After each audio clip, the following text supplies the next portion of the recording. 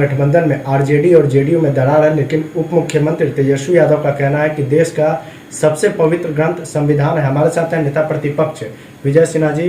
तेजस्वी यादव का बयान आपने भी सुना, उन्होंने कहा है कि संविधान का ग्रंथ ही सबसे बड़ा ग्रंथ है, रामचरितमानस में नहीं माने।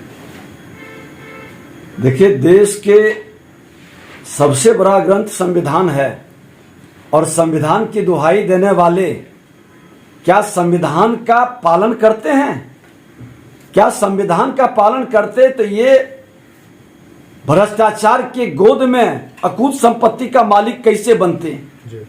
संविधान का अगर जो इनको ज्ञान रहता तो एक सजायाफ्ता व्यक्ति उनके राष्ट्रीय अध्यक्ष कैसे होते? संविधान का ज्ञान रहता तो एक भ्रष्टाचारी व्यक्ति को अपना आदर्श नहीं बनाते, और संविधान का ज्ञान रहता तो उनके मंत्री इस तरह के वक्तव्य नहीं देते, क्योंकि उसी संविधान के भाग 3 फंडामेंटल राइट मौलिक अधिकार में भगवान राम, मां जानकी और लक्ष्मण जी का चित्र है।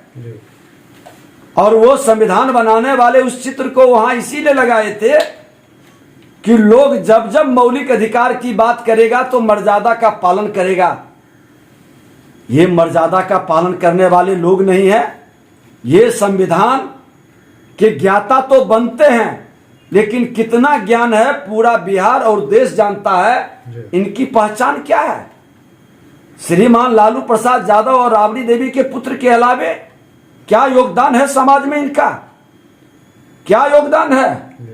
अरे बिहार की जनता ने इनको नेगलेक्ट कर दिया था, लेकिन माननीय नीतीश कुमार जी जो अपने बलबूते कभी सत्ता में नहीं आए, भारतीय जनता पार्टी चाणक्य बनकर चंद्रगुप्त बनाया था बिहार में सुशासन लाने का, वो व्यक्ति ने जिसको जनता ने नेगलेक्ट किया था उसको जिंदा कर दिया, अपने गोद में बैठाकर भ्रष्टाचार को फलने फूलने का अवसर दे दिया। संविधान की ज्ञान की बात करने वाले लोग सिर्फ जातीय जहर की खेती कर रहे हैं, समाज को तोड़ने का काम कर रहे हैं, बिहार की भावनाओं के साथ खिलवाड़ कर रहे हैं। बिहार के विकास का सबसे बड़ा कोई बाधक है, बिहार के सांस्कृतिक विरासत को मिटाने का सबसे बड़ा जिम्मेवार है तो श्रीमान लालू प्रसाद यादव और नीतीश कुमार, इन दोनों व्यक्ति ने बिहार की सांस्कृतिक विरासत और अस्मिता पर चोट किया है। समाज को लड़ाने के अलावे, जातीय उन्माद पैदा करने के अलावे इनका कोई योगदान समाज में नहीं है। हम तो नौजवानों से कहेंगे कि आप विश्लेषण करिए। आजादी के अमृत महोत्सव 75 साल अधिकार में लड़ाया इन लोगों ने। अब विश्लेषण करिए कि अगला 25 वर्ष जो परिवार, समाज, राष्ट्र के लिए अपना योगदान देता है उसी को नेता मानिए, उसी को लीडर मानिए। बिहार को अब जातीय जहर के लहर से बचाइए। अब तो धार्मिक उन्माद पैदा कर रहा है तुष्टीकरण की राजनीति में। रामायण के नाम पर, रामचरितमानस पर भारतीय जनता पार्टी ने यह विषय नहीं लाया। क्या जरूरत था इसका? क्यों इस तरह का उन्माद पैदा किया है? इसकी सजा आपको मिलेगी। आप जो जंगल राज स्थापित किए थे, जिसको मुख्यमंत्री जनता राज कहते हैं, उसको भी भारतीय जनता पार्टी का हर कार्यकर्ता एक सामाजिक सैनिक के रूप में अपना बलिदान देकर लड़ा था, और आपका गुंडा राज स्थापित करने की भाव को भी भारतीय जनता पार्टी का एक एक कार्यकर्ता सामाजिक सैनिक के रूप में अपना बलिदान देकर लड़ेगा।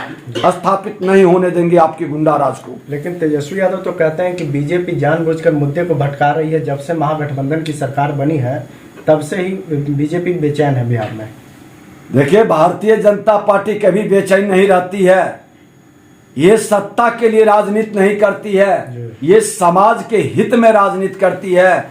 समाज का जो भी इस धरती पर जन्म लिया है, किसी जाति, धर्म, क्षेत्र, भाषा का, वो मां भारती का संतान है, उसका कल्याण, उसका उत्थान हमारा ध्येय होता है। और देश के प्रधानमंत्री नरेंद्र मोदी जी का जो महामंत्र है, सबका साथ, सबका विकास, सबका विश्वास, सबका प्रयास, इस महामंत्र में कोई नफरत की भाव नहीं है। नफरत पैदा करने वाले लोग, सत्ता की लोलुपता के लिए उन्माद पैदा करने वाले लोग सबक लें।